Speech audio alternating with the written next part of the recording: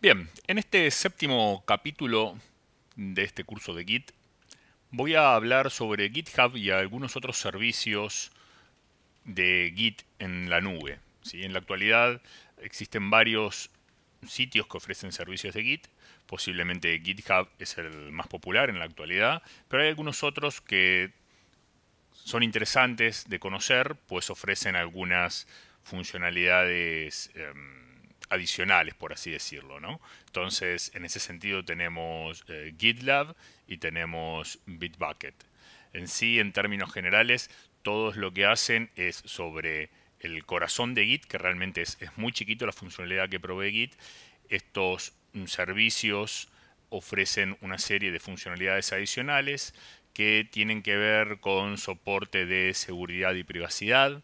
Si uno puede crear ahí sus repositorios y algunos de estos servicios permiten crear repositorios privados, ¿sí? Si no, en general los repositorios son públicos, los servicios son gratuitos para los repositorios públicos.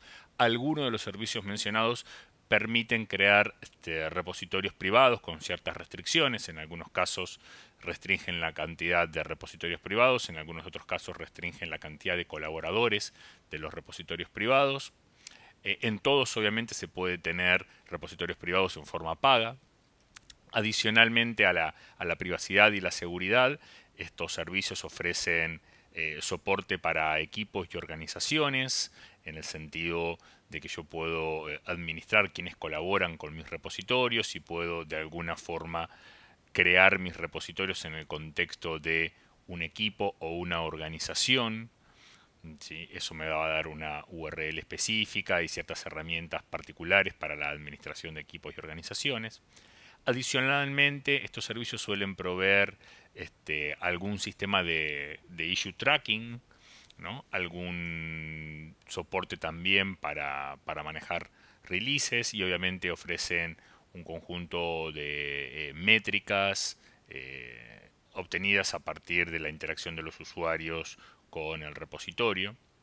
Y finalmente, una de las cosas que a mí me parece más interesante, sobre todo viéndolo desde el punto de vista de las prácticas de ingeniería y del desarrollo de proyectos open source, hay una funcionalidad muy interesante denominada Merge Request o Pull Request, dependiendo de qué servicio estemos utilizando. Este concepto de merge request o pull request, que en sí es lo mismo, simplemente son distintos nombres que utilizan cada una de estas plataformas para referirse a una funcionalidad bastante simple e interesante. Para explicar esa funcionalidad tenemos que explicar primero lo que entendemos por forks. ¿Sí? Básicamente yo tengo un proyecto, llamémosle un proyecto X, donde ese proyecto está publicado en forma pública típicamente. Yo soy el usuario 1, como es mi repositorio, ¿sí? Mi proyecto X, yo tengo acceso de lectura y escritura sobre ese repositorio. Y eventualmente tengo un usuario 2, ¿sí? Que vio mi proyecto, que es open source, y que en principio tiene acceso de lectura, puede ver mi repositorio, puede bajárselo y demás, ¿sí? Pero si quiere hacer un aporte a ese repositorio podrá trabajar en forma local, pero después no va a poder escribir en mi repositorio en la nube, porque no va a tener permisos, ¿sí? Obviamente una opción que tengo es darle permiso a ese usuario, ¿sí? Pero típicamente lo que suele ocurrir es que ese usuario 2 va a utilizar una funcionalidad que proveen estos servicios de Git, ¿sí? Y va a crear un fork. Va a crear un fork de mi proyecto X, ¿sí? Dando origen al proyecto Y. ¿Qué es un fork del proyecto X? Básicamente ese fork pasa a ser un repositorio que es una copia de mi repositorio X, ¿sí? De mi repositorio del proyecto X, y mantiene la misma historia de commits. La diferencia radica en que ese proyecto Y es propiedad del usuario 2, es propiedad del usuario que lo forquea, con lo cual ese usuario que lo forqueó, este usuario 2, tiene permisos de lectura y escritura sobre ese repositorio. ¿Sí? Entonces, el caso bastante común de esto es que hay un proyecto open source, un proyecto X, yo quiero hacer una colaboración a ese proyecto, ¿sí? Pero en vez de pedir acceso al repositorio para hacer mi colaboración, lo que voy a hacer es crearme un fork, ¿sí? Voy a crear una copia de ese repositorio y voy a trabajar sobre esa copia mía del repositorio. Y una vez que yo tenga completo el aporte que quiero hacer, voy a proceder a hacer un merge request, ¿sí? Básicamente, el merge request es una intención, ¿sí?, de querer mezclar mi repositorio con el repositorio de origen, ¿sí?, donde obviamente yo como usuario 2 tengo permisos de lectura pero no de escritura. Ese merge request lo va a ver el usuario 1, que es el dueño del proyecto X, el proyecto original, y va a decidir si acepta o no las colaboraciones que hice, ¿sí? Incluso podrá hacer algunos comentarios y pedir algunos cambios que van a quedar asociados a este merge request, ¿sí? Básicamente, ese es el modelo de trabajo, ¿sí?, que habilitan estos sitios. Insisto, la idea de fork y de merge request no es una funcionalidad nativa de Git, ¿sí? Es algo que ofrecen estos servicios como GitHub, como GitLab, como Bitbucket, ¿sí?, y que obviamente por debajo utilizan ciertas funcionalidades de Git, pero si uno va y mira el manual de Git en sí, no hay un comando que sea fork, por así decirlo, ¿sí? Entonces, creo que la mejor forma de ejemplificar esto es viendo un poco estos sitios, así que vamos a proceder a ello. Bueno, aquí estoy en GitHub, estoy logueado con mi usuario, con mi perfil. Puedo ver aquí un resumen de mis actividades. Tengo aquí la lista de repositorios en los que participo. Y tengo la opción de crear nuevos repositorios. En sí, esto no es lo que me interesa mostrar ahora, sino que quiero concentrarme en mostrar la funcionalidad de fork. Entonces, aquí tengo un repositorio, ¿sí?, básicamente el repositorio ejemplo del usuario Nico Páez en términos de GitHub. Y lo que voy a hacer es crear un fork. Esto no tiene mucho sentido que yo lo haga trabajando yo mismo, ¿no? Típicamente sería un repositorio, lo que voy a forkear yo es un repositorio de un tercero, pero bueno, en este caso es simplemente para mostrarlo. Decido generar el fork bajo esta organización a la que pertenezco, ¿sí? Entonces ahí empieza a crear el fork. Fíjense que el repositorio que yo tenía era Nico Páez ejemplo y este es Software Engineering UNQ ejemplo, ¿sí? Este es una copia de este otro. De hecho, si uno compara, lo que va a ver, ¿sí?, es que el último commit es el mismo. Bueno, da la casualidad que lo hice precisamente yo mismo el commit, ¿sí? Ahora, la diferencia sería que yo sobre este que acabo de forkear tendría absolutos permisos porque yo soy el dueño y típicamente el repositorio original es de alguna tercera persona y en este caso yo no tengo permiso de escritura. Entonces lo que voy a hacer ahora es sobre lo que acabo de forkear, que tengo completo control, voy a realizar una pequeña modificación. Simplemente vamos a tocar acá el readme y vamos a agregarle alguna modificación. Simplemente vamos a sacar esto, ¿sí? Este es el fork y vamos a guardar este cambio, ¿sí? Es un cambio a modo esquemático simplemente, pero una vez que generé el cambio, lo que voy a hacer es generar un pull request, ¿sí?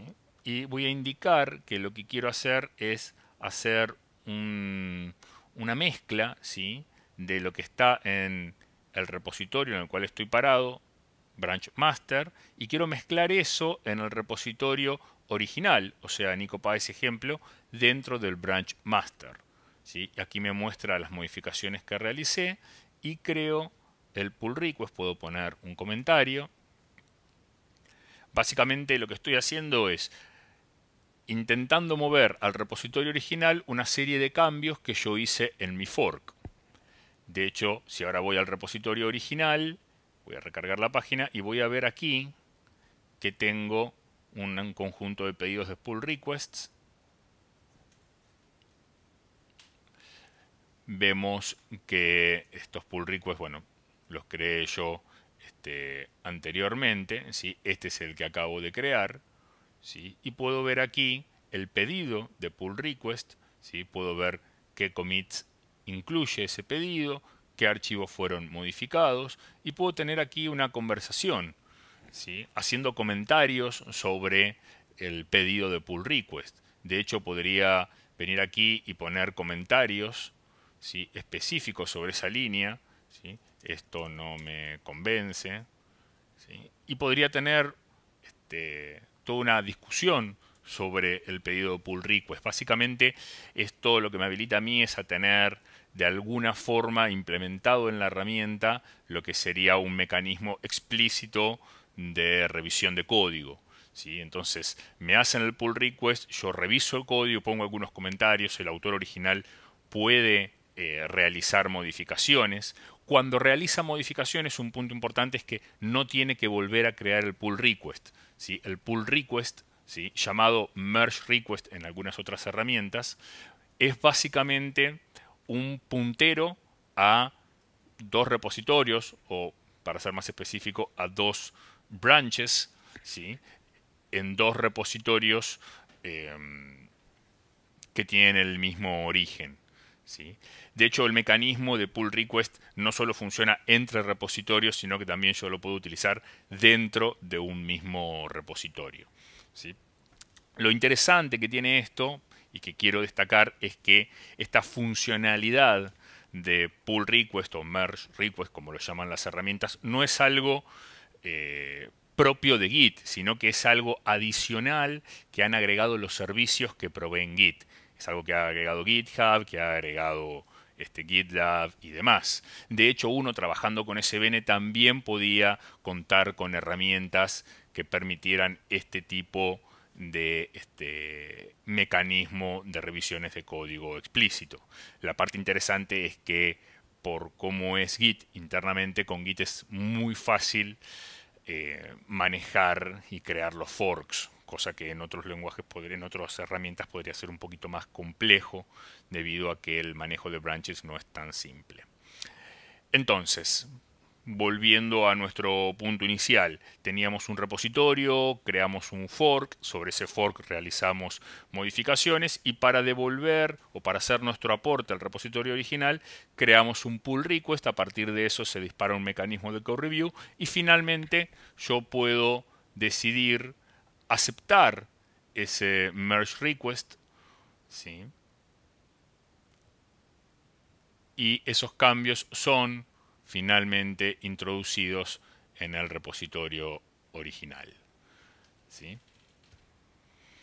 Bien, esto es todo por el momento. Vamos a ver ahora el ejercicio para cerrar este capítulo.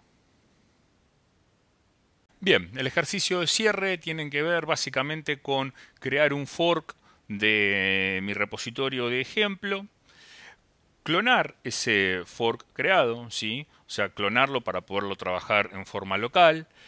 Ahí deberías crear un archivo con tu nombre y una vez que lo creaste, ¿sí?, vas a poner ese archivo bajo control de versiones y lo vas a subir